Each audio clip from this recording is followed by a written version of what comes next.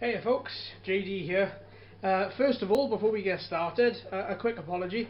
I have been a little bit unwell for the past week or so, and then for the second week we've had torrential rain, so I haven't been in a position to take the SEMA out for a flight. So I thought I'd do another unboxing video to try and make up for the fact.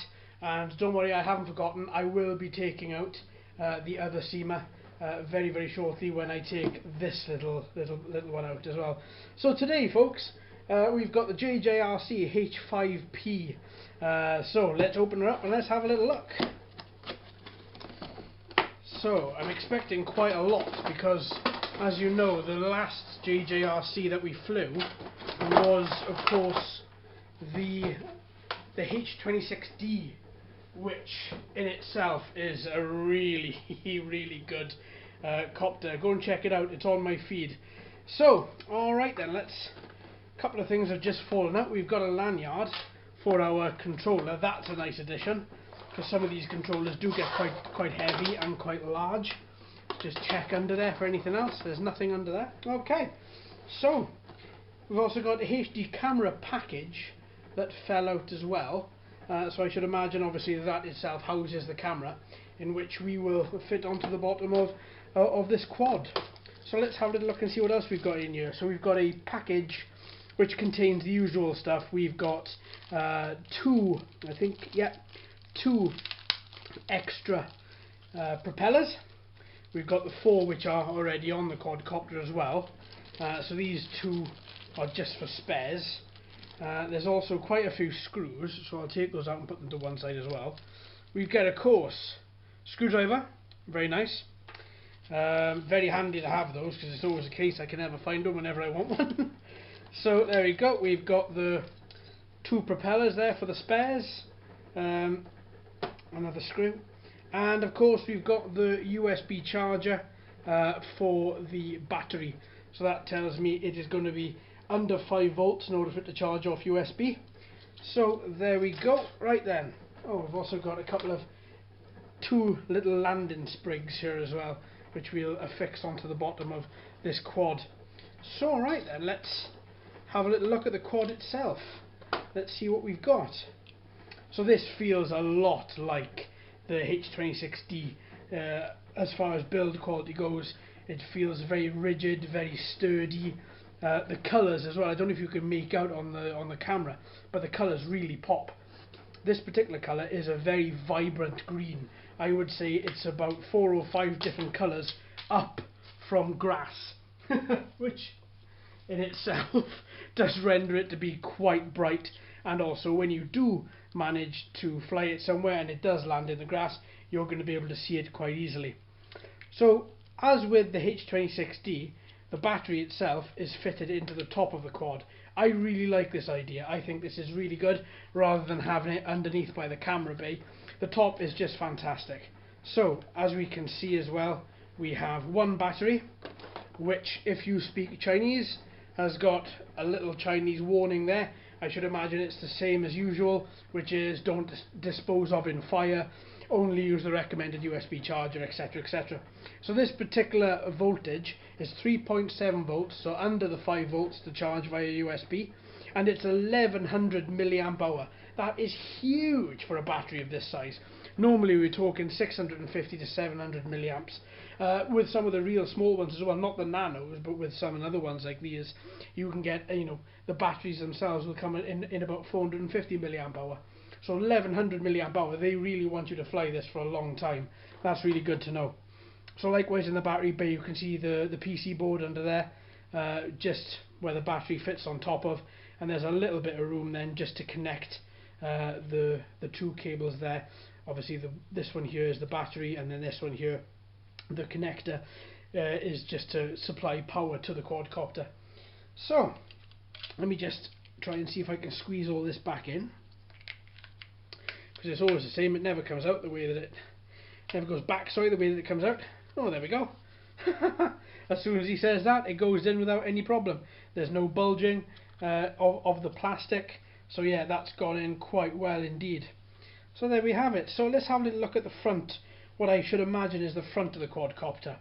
So all the way around this quad you'll notice there's a blue band here. This blue band houses LEDs. So no doubt when you turn this on, this will notify you as to which way you're flying, whether it's forwards, backwards, and obviously you can see then whether you have the quadcopter facing yourself or not when you try and pull it back to yourself. So, other couple of little good things, the propellers seem quite sturdy. They seem quite flimsy on the end, but I suppose that's just part of, to allow the air to, for it to cut into the air, sorry. So underneath the quadcopter, we have the standard 4 gears which are sitting there. Now, to be honest, the same as anything, the gears are open, they're not enclosed like the SEMA, so be careful, you don't want to get this anywhere near water. This is not a waterproof quadcopter, so please take care when you fly that. So what we'll do, I'll shift some room here, and then we shall get to putting on the camera and affixing the landing sprigs as well. Okay, so as we noticed to begin with, the camera fell out of the bottom of the white plastic, so you may want to take a bit more care than what I took when I opened it. To be fair, I did not expect it to come out in a separate box, so I really quite like that. Well, there we have it. Oh wow. That's a lovely little pack. So opening up this to begin with, you get that. So I don't know how well you can see it because it is see-through plastic, so I'll put my hands behind it. So you have the camera, then you have the little USB card reader, which is here. You get the standard 2 gig card reader. You get the housing, which the camera fits on, and then that then connects to the quad. And of course you get a screwdriver with a different set of screws. So that's fantastic presentation. I'm really happy with that. That shows that the company has actually either had some quite bad feedback in the past to do with packaging, and they've thought, you know what, let's go all out there. But to be honest, this is my second quad by JJRC, and you know, the first quad being the H26D that came packaged, and that was perfect. So it shows the company is thinking about presentation even on the toy grade quadcopters. That's fantastic. So here we go. So we're going to start off. We'll affix the camera. So let's have a little look and see. So we've got a couple of bits here. So the part that the camera affixes to comes in 4 bits. So what I would imagine is that these 4 fit together. Let me just try and see if I can figure this out. Okay, so you've got a couple of bits of plastic here. You've got some are labelled A and some are labelled B. I don't know if you can see that there. If I can just angle it to the light so you can see there A and B. So we've got A and B there, and on the other 2 we've got C and E. Oh great, there we go. So where's D? D must be the camera. So here's the camera module. This looks like your standard quadcopter camera module. You have your standard 3-pin plug underneath it, and card reader on the back. So let's have a little look then. Let's see if we can figure this out. Right then folks, so here we go. This is going to be quite a bit of fun indeed. Alright, just checking I'm not missing any bits anywhere at all. Okay, so yeah, that was me going for the instructions. I don't want to break the camera, and I want to make sure that it fixes properly and it doesn't fall off mid-flight, because I've had that before. When I rushed to put together a quadcopter, months and months and months ago, and I was flying it, and then the camera fell off, and it took me ages to find because the cameras are so tiny. So let's see what it says. So, to be honest, it doesn't really say a lot that I can actually work out because it's kind of broken English. Right, this is going to make it very interesting, but you know what? As I say, sod it, let's go for it, and let's see what you end up with. So, we have the underneath of this camera. The camera module isn't labelled, so I'm only imagining that that would be D, because I've got every other start of the letters of the alphabet apart from D. So let's have a little look and see then. So if I try and clip this onto here. Oh, right, okay. So it's dependent on what angle you want the camera as to what mounts you use. That's quite funky. Okay, so let's just try and let's put on mounting bracket A to begin with. So let's have a little look. That then should just slot into place. Ooh, one click, two click. So one click for the front clip and one click for the back clip. As I was putting this on, my finger touched these two dials either side of the camera. Now these two dials, I don't know how well you can see this, but I will try and demonstrate it so it's good enough for you to see. But as you move the dials, the camera moves. So you can actually angle poise the camera without actually having to change the bracket mountings if you haven't got any with you when you're flying. So now we've just got on that one mounting. So now what we'll do is we'll just connect that to the base and see. There we are. Is it that way? Oh, it's this way. Okay, so it would fit the same way as the cable runs. So the cable runs one side. So that is the side that you would affix the camera to. So let's have a little look. Oh, one of my lights just went out in this timer. Okay, so what have we got here?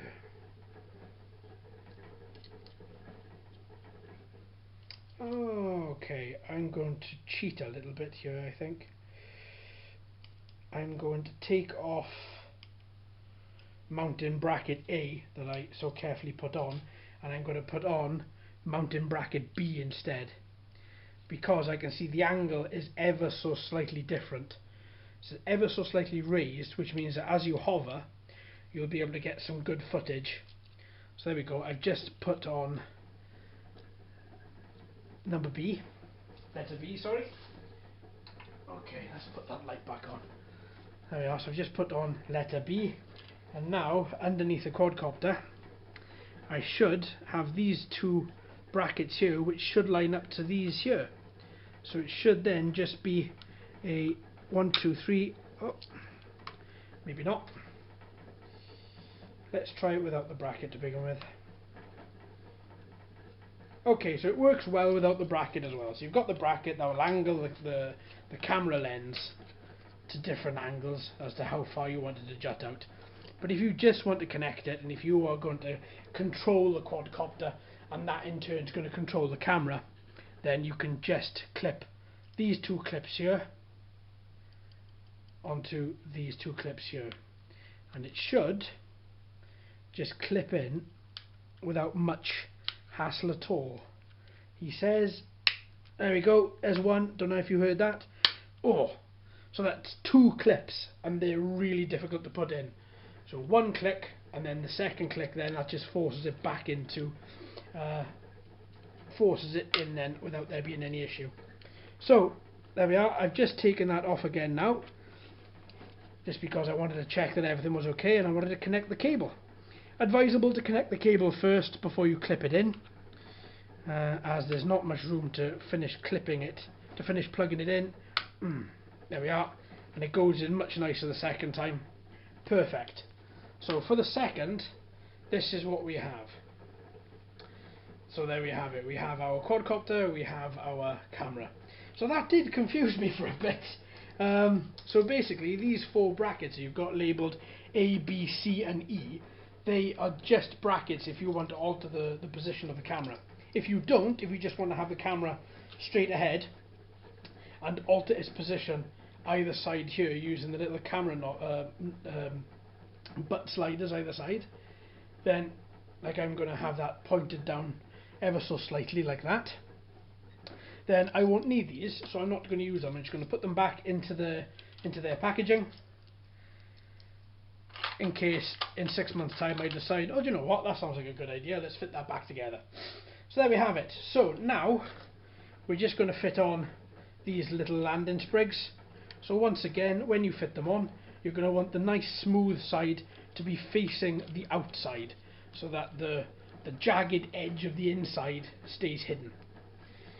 So once again, the smooth side to the outside, And then with all JJRC copters that I've seen, you will have little screws which you can then use if you require to then screw these 4 in. But to be honest with you, that really did take quite a push to go in, so I don't think that's going to be coming out anytime soon.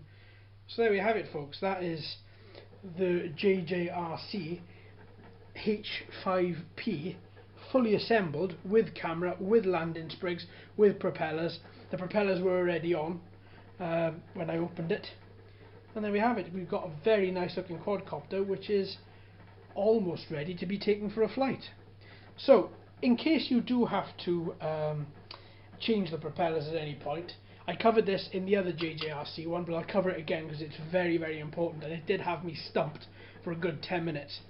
On the propeller arms, you're going to have letters A, and then the opposite side you're going to have B, and then the opposite side to this, let me just angle that properly, you're going to have B, and then you're going to have A here, so it goes A, B, right? That's the same for all quadcopters. It's the way that aeronautics work. As soon as you take off, you have to have the 2 propellers opposite each other creating lift, and the other propellers, the other side, creating lift at different angles so that the quadcopter will eventually rise. So here we have it. We have the A propellers and the A props sliding down, and then we have the B sliding across, right? So when you come to change your propellers, you'll notice that underneath the propellers are little numbers, little letters, marked B on this one and marked A on this one. So you want to ensure that the propellers with A go on the propeller sprigs with A, and the ones with B go on the props with B on them. Otherwise, it's either going to take off and do this, or it's not going to take off, or it's just going to flip. So that's very important to go through as well. Now, I do believe that I am missing some parts. It's just occurred to me that I've got a load of screws that I should really be screwing in, and I've got nothing to actually screw in. So what I'm actually missing, this particular quadcopter has not, let me just see, that's why you always double check. Oh, sorry for the plastic noise. There we go. So right underneath the box, the same colour as the box, you've got the prop guards. Now, it's up to you whether you use these. On a smaller quadcopter, I'm not so fussy. On the larger quadcopters, I really am fussy. Now, the whole point of the prop guards is that when you go to get it, it shields your hand, so you can pick up the quad, and it shields your hand without the blades actually spinning and hurting you. Now, when it comes to safety, you shouldn't have any of these blades spinning by the time you go to grab it anyway. So that's what the prop guards are for. They're just an extra bit of security and a bit of safety. They can also be a massive pain and a huge hindrance if you've got them connected and you fly next to a tree and a tree branch goes straight through one of those lovely little holes there. Then it'll be held on, and because these are screwed into the body of the quadcopter, these will not come undone. So it's up to you whether you use them. Personally, on the smaller ones, I don't, but that's just my preference. If you want to use them, then fantastic, great. Just watch out for trees, because the branches will go through here and it'll just be an absolute nightmare trying to get it back out of the tree. Trust me, I've got a few quadcopters stuck in trees in my time. I've got the footage on the channel to show it, and these sometimes can be a bit of a pain. So there we have it. Right, so now we've got the camera and everything assembled, and we've got the quadcopter actually looking like a quadcopter. I'm then going to take the SD card, and just to be on the safe side, I'm going to plug it into the camera. Once you put this in, you're going to push it in and then click. There you go. That's now in. Now, it's also very important to do that before you go flying, because if you've never flown a quadcopter before, that's how you record your video and how you take your photos. It records directly onto that card. So if you haven't got the card in, you can have the camera turned on all day long and it's not going to record a thing. So very important to have that plugged in. So there we have it. So this is basically the quadcopter in all of its glory. Now there's one final thing that we haven't been over, and I'd like to just go over quickly. That is the transmitter. So, now I'm very used to turning around on this program and saying, this is the same transmitter as so-and-so, it feels like so-and-so. Well, this is the same transmitter that comes with the H26D. It certainly looks like it, certainly feels it. The on and off button is slightly different. The trim buttons are smaller as well, which is good, because the buttons on the H26D are slightly too big. So here, in this particular quadcopter, it does not have altitude hold, as you can notice, because this particular, the altitude trigger isn't going back to the centre like it does there, isn't auto-centering. That shows it hasn't got altitude hold, so if you want to hover it, you're going to have to hover it yourself. So, as standard, you've got your left trigger and you've got your right trigger. Right will be for movements like forward, backwards, left and right, and this particular trigger would be for altitude, and then when you want to bring it slowly down, you want to decrease your altitude, and then when you want to turn the quadcopter left and right as well. I do have a couple of videos up on my feed of how to fly quadcopters. If you've never flown one before you take this out, give it a little watch. It's well worth knowing exactly what these do and seeing it in action. Alright then folks, so you have the standard on and off button as a slider. Works quite well, quite sturdy. You also have the photo and video buttons in the corner. This quadcopter comes packaged with a return to home, so it's going to be one of these buttons up here for a flight. So what the return to home does is you push the button and then you wait, and the quadcopter zeroes in on your controller and flies back to exactly where the transmitter is. Now, for the non-GPS quadcopters, it does work, but it's sometimes a couple of foot out. So bear in mind, when it's flying back to you, keep an eye on it, make sure it doesn't go hitting any dogs or falling out the sky or getting lodged in a tree. So you've got your obligatory 4 trim buttons here. So these trim buttons will stabilise the quad. If you find it's flying too far forward on first takeoff and you want to stabilise it, then you can use these 4 buttons to either stabilise the left and right action or the forwards and back action. So there we have it. You have a little telemetry screen down here as well. This will give you the signal, the battery of how much battery power you've got left in the transmitter, and it will also have a little picture of a quadcopter, and it will show you with every single trigger push that you make, it will show you how much power is actually going to each of the motors in a little scale. So it is quite handy to have. It can be a little bit annoying if you're trying to watch a quadcopter and looking at that. It can sometimes get a bit fiddly, but it's well worth having. So just to note as well, this particular transmitter does not come with a built-in charger. So if you were to charge any batteries, then the 4 AA's that go in here, you'd have to take out and plug into an external charger to charge them up. Once you finish, then plug them straight back in here and away to go. So the battery on this quadcopter will take between 45 and 55 minutes to charge. Once it's charged, you'll get between 8 and 9 minutes of flight out of it, which to be honest isn't too bad at all. If you don't have the camera on and if you don't have the LEDs on, you might be able to push it to a little bit more, but we'll wait and find out for when we take it out, when the weather finally clears up and we get some sun, or even just a dry day, and then I can take it out and we can do a proper little video on it. Alright then folks, well, thank you very much indeed for watching. I've been JD, you have been fantastic as always, thank you ever so much. Don't forget to subscribe. There's a lot of stuff going up on my channel. I've got a lot of other video to go through, edit, compile. I've got a bloopers reel which is coming out as well, so don't miss out on any of that. If you like my content, then hit subscribe and you'll get all my notifications directly to your inbox. Don't worry, you won't be spammed, it's all up to YouTube. Alright then folks, well thank you very much, and until next time, happy flying.